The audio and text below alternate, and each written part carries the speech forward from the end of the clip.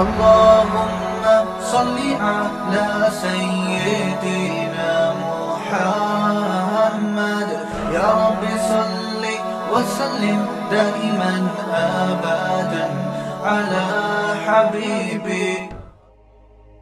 کہ عورت حیض کی حالت میں قرآن کی تلاوت بولو بھائی نہیں کر سکتی.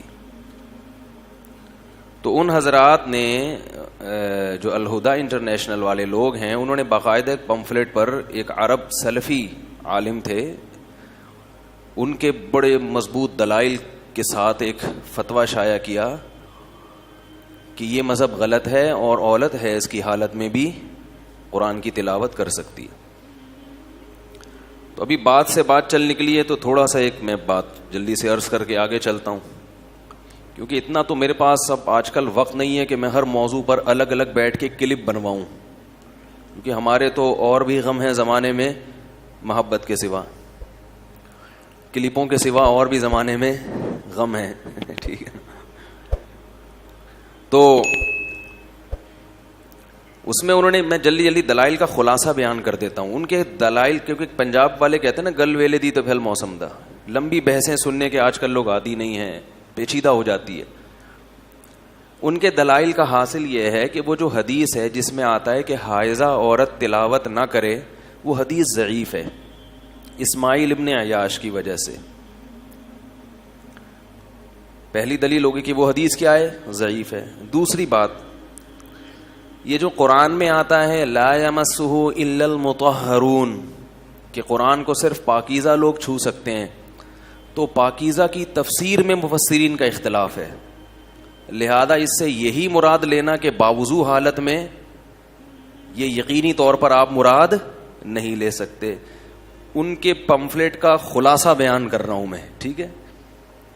تیسری بات یہ کہ حالت جنابت میں جو قرآن کی تلاوت ممنوع ہے تو حالت حیض کو حالت جنابت پر قیاس نہیں کر سکتے کیونکہ جنابت میں اور حیض میں فرق ہے.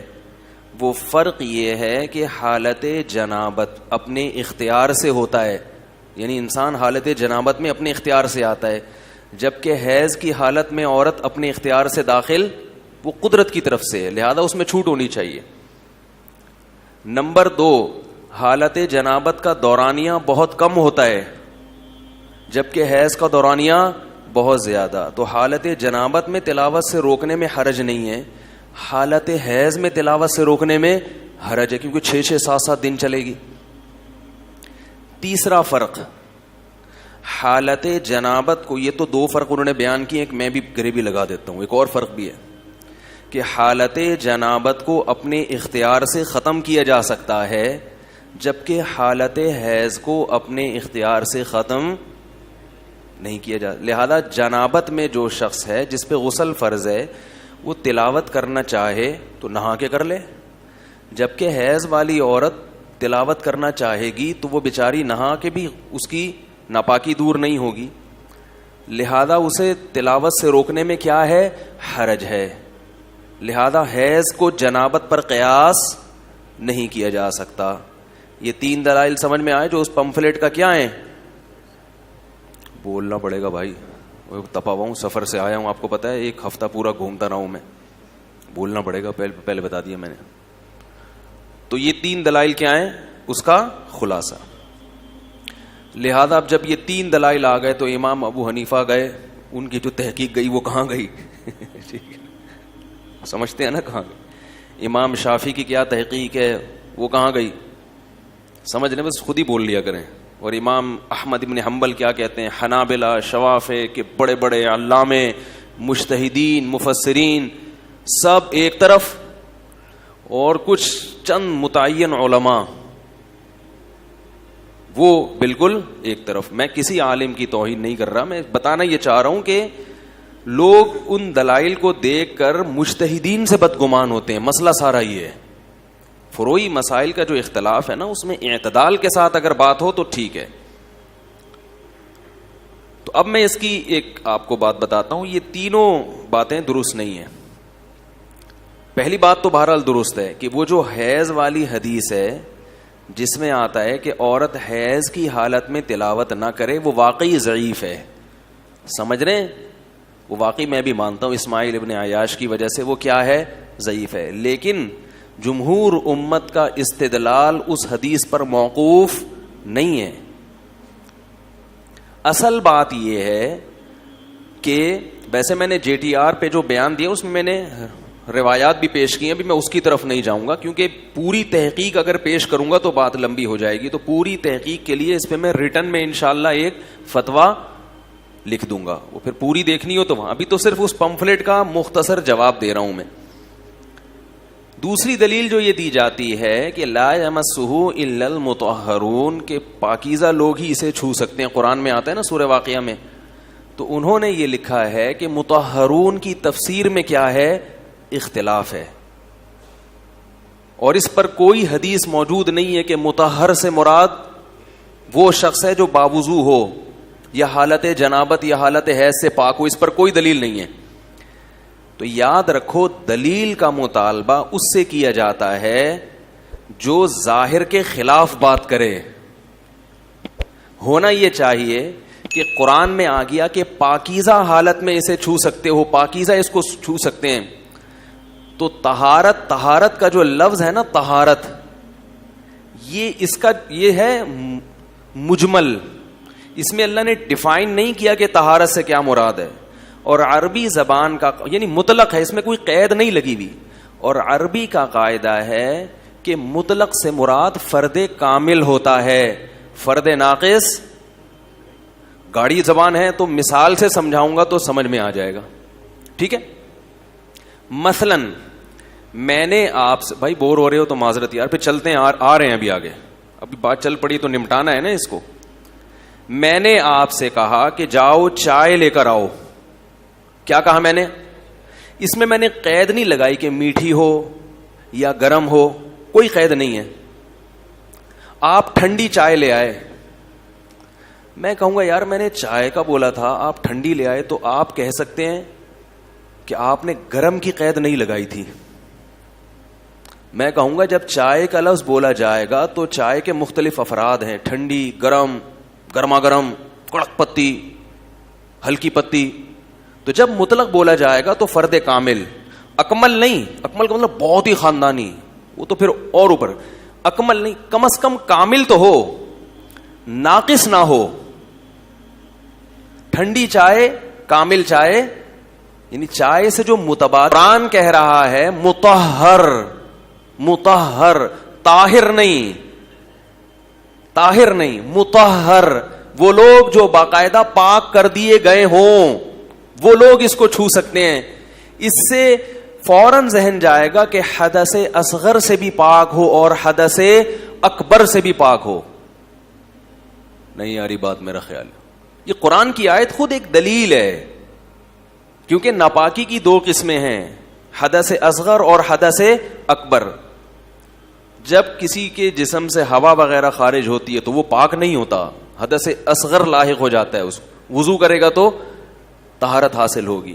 تبھی طہارت کے بغیر اللہ نماز قبول نہیں کرتے. تو کیا مطلب بغیر وضو کے نماز قبول نہیں کرتے؟ تو بغیر وضو کے آدمی کو بھی ایک نوعیت کا ناپاک سمجھا گیا ہے، ایک قسم کا. تو جب بغیر وضو نہیں ہے تو بغیر غسل جو جنابت تو حدث اکبر ہے، حدث اکبر کے سے طہارت کے بغیر نماز کیسے قبول ہوگی؟ تو عجیب بات ہے کہ وہ طہارت جس کو زائل کرنے کے لیے وضو کافی ہے، اس کے بارے میں تو اللہ فرما رہے ہیں کہ اس کے بغیر قرآن کو ہاتھ نہیں لگا سکتے. تو وہ ناپاکی جس کو زائل کرنے کے لیے غسل کی ضرورت ہے، اس ناپاکی میں عورت قرآن کو کیسے ہاتھ لگا سکتی ہے؟ نہیں یاری میرا خیال ہے. اب جو یہ کہتے ہیں کہ حدیث میں کہیں بھی نہیں ہے کہ حیض میں عورت قرآن کو ہاتھ نہیں لگا سکتی، ہم کہیں گے آپ کا مطالبہ غلط ہے. یوں قرآن میں جب مطہر کا لفظ آ گیا تو آپ کے ذمے ہے کہ آپ کہیں کہ ہم آپ سے مطالبہ کریں گے کہ حدیث دکھاؤ. قرآن تو کہہ رہا ہے کہ طہارت کے بغیر قرآن کو ہاتھ نہیں لگایا جا سکتا. آپ بتاؤ کہ کون سی حدیث میں ہے کہ حیض کی حالت میں عورت قرآن کو ہاتھ لگا سکتی ہے؟ یا بغیر وضو قرآن کو ہاتھ مرد لگا سکتا ہے بغیر وضو. یہ حدیث آپ کے ذمے ہے, ہمارے ذمے نہیں ہے.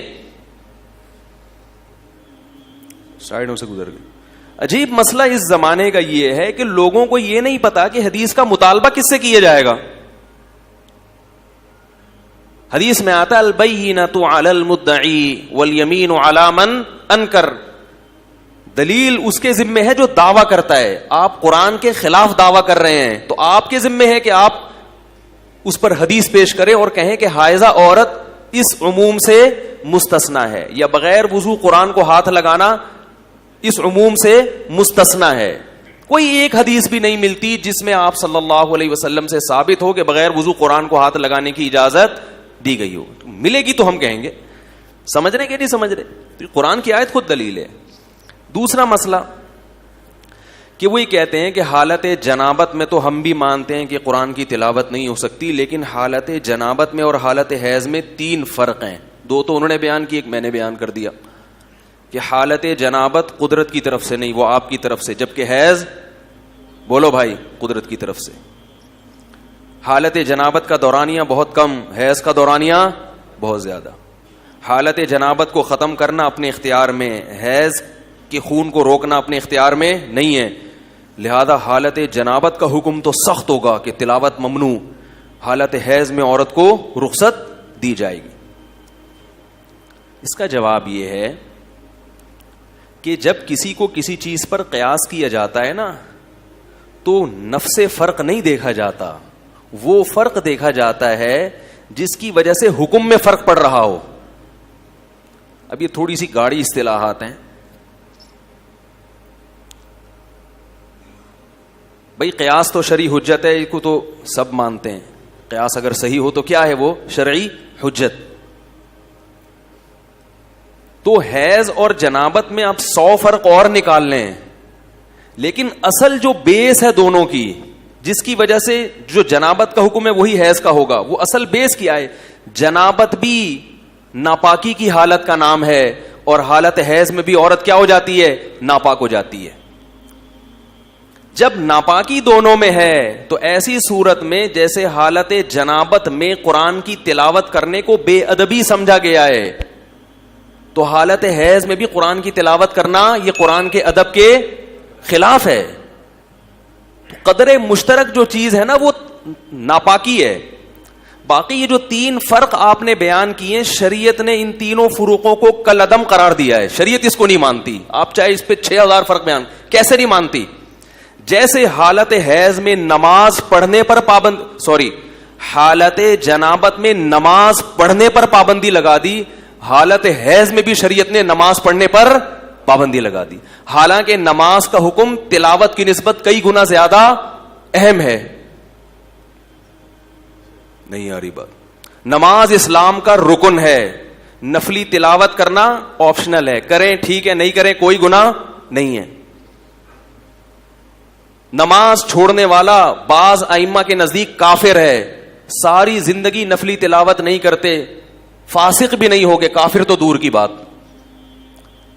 اتنا اہم حکم جو فرض نماز کا تھا, تو وہاں اللہ نے ان فروق کا خیال بولو بھائی نہیں رکھا. جیسے جنابت میں آپ کو اجازت نہیں ہے نماز پڑھنے کی, چاہے نماز قضا ہو جائے, غسل کرنا پڑے گا, پانی نہیں ہے تو تیمم کرنا پڑے گا, آپ کو اجازت نہیں ہے. ایسے ہی حیض میں بھی آپ کو نماز پڑھنے کی اجازت نہیں ہے. کیوں نہیں ہے؟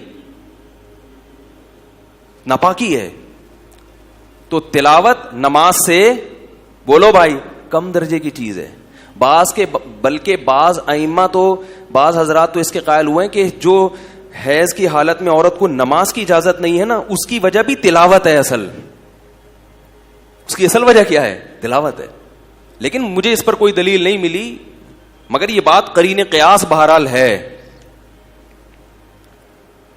بعض اس فتوے میں یہ بھی لکھا ہے کہ حیض کی حالت میں عورت کو تلاوت سے روکنے میں حرج ہے, حفظ قرآن بھی نہیں ہو سکے گا, اور اتنا عرصہ تک تلاوت کا کیا کرے گی؟ ناغہ کرے گی. اس کا ایک جواب تو میں نے دے دیا, نماز سے روکنے میں حرج زیادہ تھا, مگر شریعت نے ناپاکی کو زیادہ نمایاں کیا ہے کہ بھئی ناپاکی ہے نماز معاف کر دو, نہیں پڑھ سکتے. صرف جائز ہی نہیں, ناجائز ہے نماز پڑھنا. رہا یہ مسئلہ کہ تلاوت سے اتنا عرصہ روکنے میں حرج ہے, تو یہ حرج بھی آپ کا بنایا ہوا ہے. حرج اسے کہتے ہیں جس کو شریعت حرج کہتی ہے. اسلام میں 1 ہفتہ اگر عورت تلاوت نہ کرے تو اس میں کوئی حرج, بولو بھائی, جب نماز پڑھنے میں حرج نہیں ہے تو تلاوت نہ کرنے میں حرج کہاں سے ہو گیا؟ حرج کی وجہ سے آپ اگر گنجائش دو گے تو وہ حرج جس کو شریعت حرج مانتی ہے. اگر 1 ہفتہ عورت کا تلاوت نہ کرنے میں حرج ہوتا تو پھر 1 ہفتے تک تلاوت کا ناغہ کرنا ناجائز ہوتا, غلط ہوتا. نہیں آ رہی میرا خیال ہے بات. بعض لوگ یہ کہتے ہیں کہ جو حافظہ عورت ہے یا جو عورت قرآن حفظ کرنا چاہتی ہے اس کو 1-1.5 ہفتے تک تلاوت سے روکنے میں بھی حرج ہے کیونکہ وہ حفظ نہیں کر سکے گی. کیسے سمجھائیں بھائی؟ پولیس تو نہیں بلوانی پڑے گی. بات آ رہی ہے سمجھ میں کہ بھئی 1 ہفتے تک جب آپ اس کو قرآن کی تلاوت سے روکیں گے تو کیا ہوگا, وہ حفظ کیسے کرے گی؟ تو حفظ کی ضرورت کی وجہ سے بھی اس کو اجازت دی جائے. اس کا بھی ایک جواب تو وہی ہے جو میں نے پہلے دیا. عورت کے لیے حافظہ بننا بذات خود کوئی ضروری, بولو بھائی, نہیں ہے. حفظ قرآن یہ فرض کفایہ ہے. اتنے لوگوں کا حافظ رہنا ضروری ہے جس سے قرآن کی حفاظت ہو. اگر امت پر کبھی ایسا دور آ گیا کہ حافظ مارکیٹ سے اتنے شارٹ ہو گئے کہ مردوں میں حفظ قرآن کا عنصر ختم ہو گیا اور علماء کو یہ ڈر لگا کہ قرآن کہیں ضائع نہ ہو جائے, تو پھر گنجائش کا فتویٰ دینے پر غور کیا جا سکتا ہے. بھئی اب حیض میں بھی رٹا لگا کے یاد کرو. اللہ کا شکر ہے حافظ مارکیٹ میں ہول سیل کے حساب سے اویلیبل ہیں. ایک بات تو یہ ہو گئی. تو مردوں کے ذریعے یہ الحمدللہ بھرپور طریقے سے یہ سنت زندہ ہو رہی ہے. تو وہ بھی حفظ قرآن بھی کوئی لازمی چیز نہیں ہے. دوسری بات, عورت کے لیے قرآن حفظ اگر کوئی کرنا چاہتی ہی ہے تو پورا مہینہ کسی عورت کو حیض, بولو بھائی, نہیں آتی.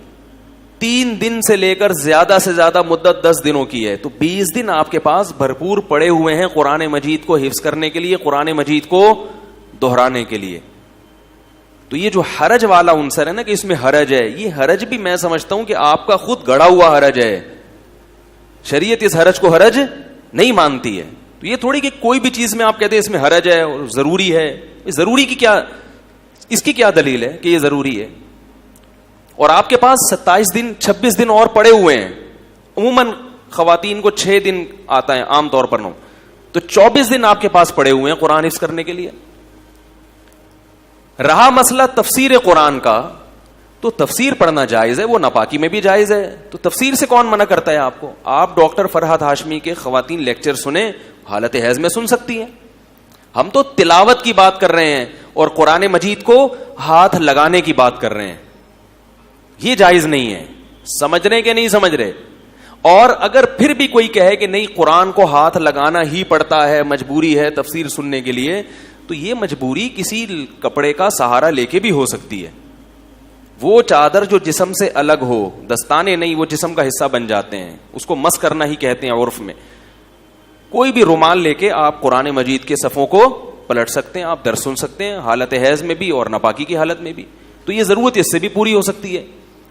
اتنی ساری چیزوں کے ہوتے ہوئے پوری امت کو ایک طرف, اور آپ ایک ایسا قول لے آئے جو بالکل صدیوں تک کوئی بھی اس کا قائل نہیں رہا.